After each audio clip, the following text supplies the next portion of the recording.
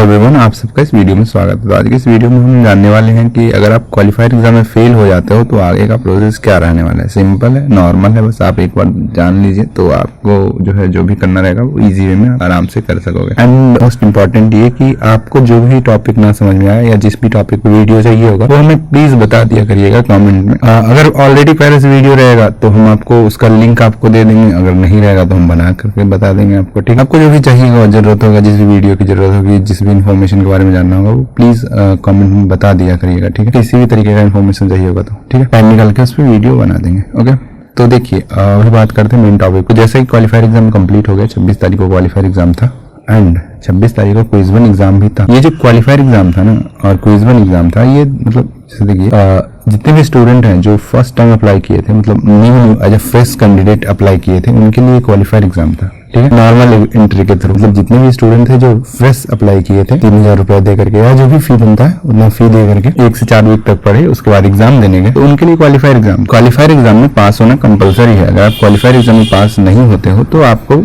आगे कंटिन्यू करने नहीं देंगे वो, जब तक क्वालिफायर एग्जाम पास नहीं करोगे तब तक। सेम वही बात, क्योंकि देखिए उसी दिन दोनों था, क्विज 1 एग्जाम भी उसी दिन था, क्वालिफायर एग्जाम भी उसी दिन था, पेपर भी सेम ही था। देखिए क्विज 1 एग्जाम क्या हो गया, तो फिर क्विज 1 एग्जाम देने से पहले कोर्स रजिस्ट्रेशन का प्रोसेस होता है, वो जितने भी लोग कंप्लीट करके गए थे उनके लिए क्विज 1 था। क्विज 1 पास करना फेल करना, मतलब क्विज 1 का कोई पासिंग मार्क्स वगैरह नहीं होता। ठीक है, तो जितने सिंपल सा आप ये देखिए ना, आपने पहली बार अप्लाई करा था, as a fresh candidate apply करा था, तो वो आपके लिए क्वालिफायर हो गया। और अगर आप कोर्स रजिस्ट्रेशन कंप्लीट करके एग्जाम देने गए हो तब वो आपके लिए क्विज 1 एग्जाम है। तो आपको टेंशन लेने की कोई बात नहीं है। अगर आपका कम मार्क्स बन रहा है क्विज 1 एग्जाम तो आप अच्छे से पढ़िए और अच्छा मार्क्स इंप्रूव करने की कोशिश करिए अपकमिंग एग्जाम में। तो उसी से सीजीपीए वगैरह कैलकुलेट होता है, तो फिर वो डायरेक्टली आपके सीजीपीए को अफेक्ट कर सकता है। ठीक है, करेगा ही, कर सकता है क्या, नॉर्मल सी बात। तो ये हो गई सिंपल सी क्विज 1 और क्वालिफायर एग्जाम के बारे में। अब देखिए, तो ये कंफ्यूजन से बिल्कुल ही बाहर निकल जाइए कि अगर मतलब हम क्विज 1 दिए हैं, अगर हम फेल हो गए तो पास फेल की कंडीशन नहीं है क्विज 1 एग्जाम। ठीक है, उसके रिलेटेड और वीडियोस हमारे बने हुए हैं, अगर आप चाहो तो आप उसको देख सकते हो, जिसमें आपको अच्छे से और क्लियरिटी मिल जाएगी कि क्या है, किस तरीके से क्विज 1 और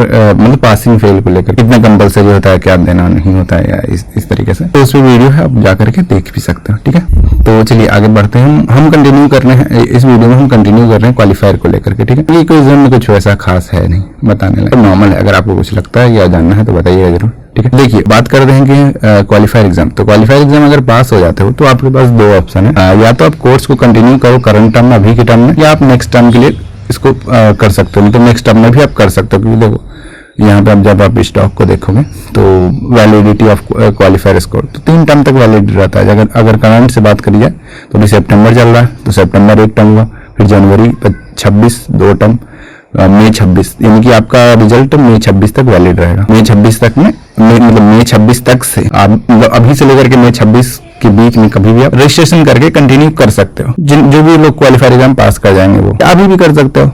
जैसे अभी रिजल्ट आएगा और रिजल्ट के जस्ट बाद आपको जो है रजिस्ट्रेशन विंडो ओपन हो जाएगा आपके लिए, वहां पे जाकर रजिस्टर कर लीजिएगा। सिंपल प्रोसेस है। अगर आपको उसमें डाउट है तो वीडियो बना हुआ है ऑलरेडी, देख लीजिएगा रजिस्ट्रेशन का। बस जस्ट जो आपसे पूछा जाए उस फॉर्म को फिल करते जाइएगा अपने कंडीशन के अकॉर्डिंग, बस खत्म, दैट्स ऑल। एंड सबसे इंपॉर्टेंट बात ये कि अगर आप क्वालिफायर एग्जाम पास कर जाते हो, जैसे अभी आप दे के आए सितंबर टर्म का 26 तारीख को पास कर गए, आप चाहते हैं फिर से क्वालिफायर एग्जाम के लिए अप्लाई करना, तो वो पॉसिबल नहीं है। कब तक पॉसिबल नहीं है, ये 3 टर्म एक्सपायर मतलब रिजल्ट एक्सपायर होने के बाद आप फिर से मतलब फिर से अप्लाई कर सकते हो क्वालिफायर एग्जाम के लिए। ठीक है, तो अगर आप चाहते हो कि हम फिर से अप्लाई करें तो आपको वेट करना होगा। आपका रिजल्ट जब तक एक्सपायर नहीं होगा तब तक आप जो है फिर से अप्लाई नहीं कर सकते हो क्वालिफायर एग्जाम में, अगर आप पास हो तो। ठीक है, नहीं अगर आप पास हो, भले आप कम मार्क्स से पास हो, एकदम जस्ट पास हुए हो, फिर भी आप री अप्लाई नहीं कर सकते हो जब तक आपका रिजल्ट एक्सपायर नहीं होता। ना री अप्लाई कर सकते हो, ना फिर से मतलब री अटेम्प्ट के लिए ना अप्लाई कर सकते हो, ना फ्रेश कैंडिडेट अप्लाई कर सकते हो जब तक आपका क्वालिफायर स्कोर जो है एक्सपायर ना हो जाए। तो ये इस बात का ध्यान रखिएगा। अब बात करते हैं उन स्टूडेंट के लिए जो कि क्वालिफायर एग्जाम पास नहीं कर पाएंगे बाई चांस। क्वालिफायर एग्जाम को पास करने के लिए मिनिमम एलिजिबिलिटी है। पहली तो असाइनमेंट की भी थी। असाइनमेंट जो है फर्स्ट 2 वीक का जो असाइनमेंट है उसका जो स्कोर होना चाहिए, उसका एवरेज स्कोर 40% से ऊपर होना चाहिए था।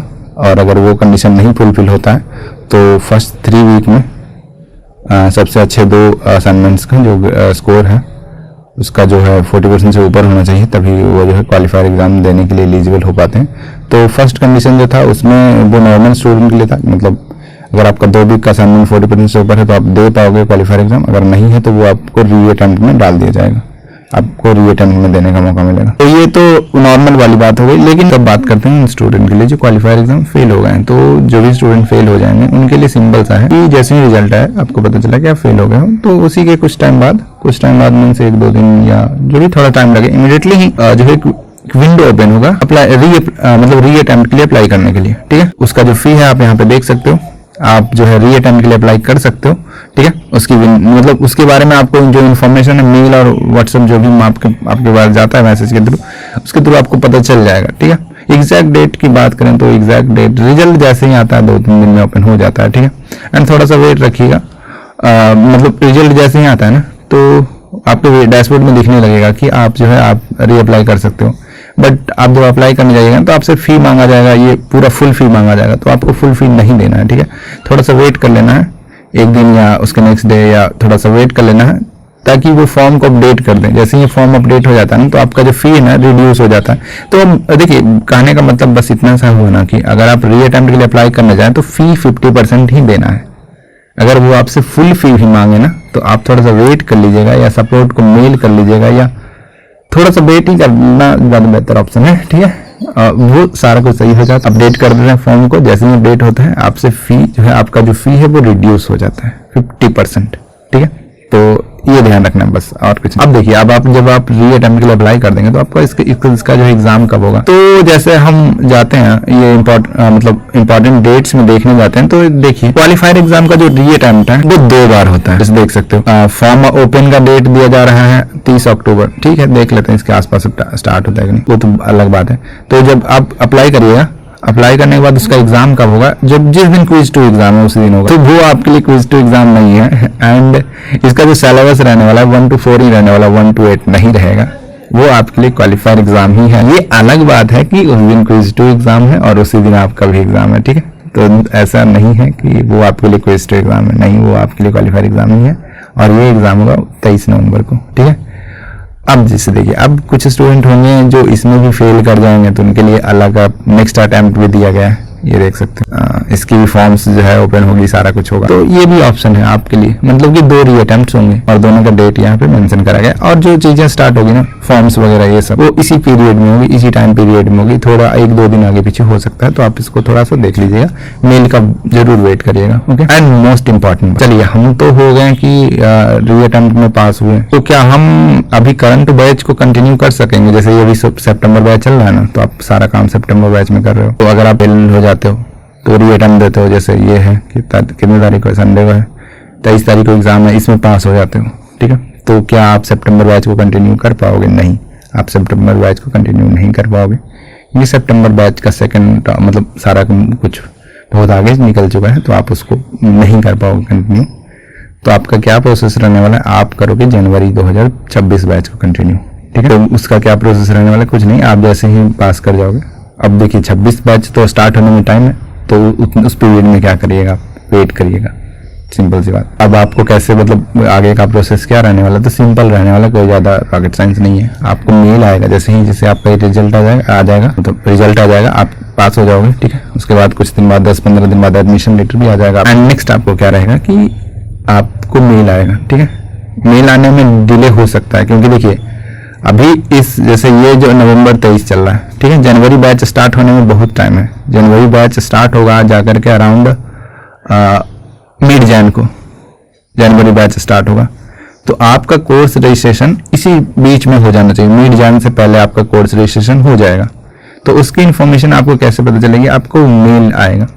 इसीलिए हम बोलते हैं, सभी स्टूडेंट को बोलते हैं कि देखिए अब आप IIT में पढ़ना चाह रहे हो तो मेल का जो सेटिंग है, नोटिफिकेशन है ना, उसको ऑन रखिए, ताकि आपको हर एक जो इंफॉर्मेशन है जो मेल के थ्रू आता है वो सारा कुछ क्लियर आपको पता चले। ठीक है, देखिएगा कुछ सेटिंग्स होती है जो मतलब मेल में मतलब बाय डिफॉल्ट आती है, जिसमें मेल्स नहीं पता चलते हैं सारे लोगों को, तो आप उसको जाकर के चेंज कर लीजिएगा, देख लीजिएगा, ताकि आपको हर एक मेल्स, एवरी जो भी मेल्स आते हैं, जो भी छोटे छोटे मेल्स आते हैं, जो भी जितने भी मेल है वो सारा आपको दिखे, आपको नोटिफिकेशन में दिख जाता है, ये आपका ध्यान जाए। क्योंकि देखिए थोड़ा सा अगर नोटिफिकेशन नहीं आता है ना, थोड़ा दिक्कत होता है, मतलब सही टाइम पे इन्फॉर्मेशन पता नहीं चल नहीं पाता है, तो इसलिए हम बोलते हैं कि आप जो है नोटिफिकेशन अपना ऑन रखिए मेल का, ठीक है। तो यही है कि आप जब क्वालिफायर एग्जाम पास कर जाओगे सेकेंड अटेम्प्ट में, तो उसके बाद आपका कोर्स रजिस्ट्रेशन प्रोसेस स्टार्ट होगा, बट वो कोर्स रजिस्ट्रेशन होगा जनवरी बैच के लिए। अगर सपोज करो आप जो है लास्ट वाले री अटेम्प्ट में पास करते हो, तो सेम उनका भी सेम ही प्रोसेस रहने वाला है। तो जो कोर्स रजिस्ट्रेशन स्टार्ट होने वाला है ना री अटेम्प्ट वालों के लिए,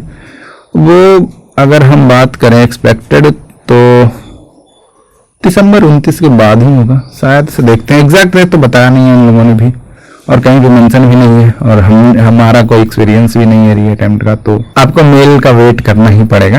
एंड मेल पे आपको सब पता चल जाएगा, तो ऐसा कोई दिक्कत आने वाला है नहीं कि आपको ना पता चले या चुपके हो जाए, ऐसा नहीं होगा, आपको बताया जाएगा, ठीक है। तो बस नॉर्मल सा सिंपल सा यही है। अभी आप जा करके पढ़ाई करिए अच्छे से, ताकि आप जो अच्छे नंबर से पास हो सकें। एंड हाँ, इंपॉर्टेंट बात बताना तो भूल ही नहीं हम, ये कि जैसे देखो आप सब जनवरी बैच के लिए रजिस्टर कर लेंगे, ठीक है, तो रजिस्ट्रेशन के टाइम क्या होगा कि आपको फी पे करना होगा।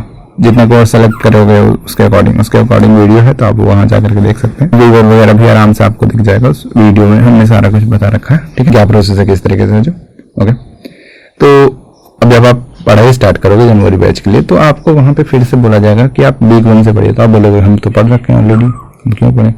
तो यहाँ वैसे नहीं होता कि आपने पढ़ रखा है, तो मतलब उनका सिंपल सा रूल है, अगर आप री अटेम्प्ट दे करके आए हो, या आपने करंट टर्म को स्किप कर दिया, आप नेक्स्ट टर्म में जंप किए हो, तो आपको जो वीक 1 से ही पढ़ना होगा। आपका पुराना स्कोर कंसीडर नहीं किया जाएगा। आपका पुराना स्कोर बस ओनली फॉर एंट्री के लिए था, कि मतलब हाँ आप पास हो बस, लेकिन कंसीडर नहीं किया जाएगा CGP कैलकुलेट करने में। तो आपको पढ़ना कंपलसरी है, सिंपल सी बात। ये हर एक स्टूडेंट के लिए, ये ऐसा नहीं कि आपके साथ किया जा रहा है, हर एक स्टूडेंट। जैसे अगर कोई स्टूडेंट ऐसे हैं जो पास कर गए क्वालिफायर एग्जाम फर्स्ट ईयर में, बट वो सितंबर बैच को कंटिन्यू नहीं करना चाहते, वो चाहते हैं जनवरी को कंटिन्यू करने, तो उनके लिए भी सेम रूल है। कोर्स रजिस्ट्रेशन का विंडो ओपन होगा, कोर्स रजिस्ट्रेशन करेंगे, पे करेंगे सारा फी, पढ़ाई स्टार्ट करेंगे मिड जन के आसपास से, ठीक है। उनको भी बोला जाएगा कि आप जो है वीक 1 से पढ़िए, क्विज 1 दीजिए, सारा कुछ करिए। अगर नहीं दोगे तो फिर उसका जो मार्क्स है वो 0 कंसिडर किया जाएगा। तो ऐसा है सिंपल सी बात, आपको मतलब करना पड़ेगा, आपको जो है सिंपल से करना पड़ेगा कि आपको वीक 1 से स्टार्ट करना पड़ेगा, क्विज 1 देना होगा। हाँ, अब यहाँ पे ये आ जाती है कि हमको क्या फिर से क्विज 1 में पास होना का, तो हमने आपको वीडियो के स्टार्टिंग में बता दिया कि क्विज 1 जो एग्जाम, मतलब जितने भी स्टूडेंट हैं जो क्विज 1 दिए हैं या क्विज 2 देंगे, उनमें पास और फेल का कोई भी कंडीशन नहीं है, ठीक है। तो क्विज 1 एग्जाम पास फेल का नहीं है, उसमें है ही नहीं, मार्क्स है नहीं कि इतना लाना कंपलसरी, ऐसा कुछ नहीं है। आपका अगर 2 नंबर भी बन रहा है तो भी ठीक, 80 नंबर बन रहा है तब भी ठीक है। मतलब मार्क्स ज़्यादा बनने तो जाहिर सी बात है, अच्छी बात है, ज़्यादा अच्छी बात है, ठीक है। तो सिंपल सी ये बात रह गई। एंड उम्मीद करूंगा ये वीडियो आप लोगों के लिए हेल्पफुल रहा होगा। एंड मोस्ट इंपॉर्टेंट ये कि प्लीज़ बताइएगा जरूर कि आपको और किस टॉपिक पे वीडियो चाहिए, ठीक है। मिलते हैं अगले वीडियो में। उम्मीद करूंगा ये वीडियो आप लोगों के लिए हेल्पफुल रहा होगा।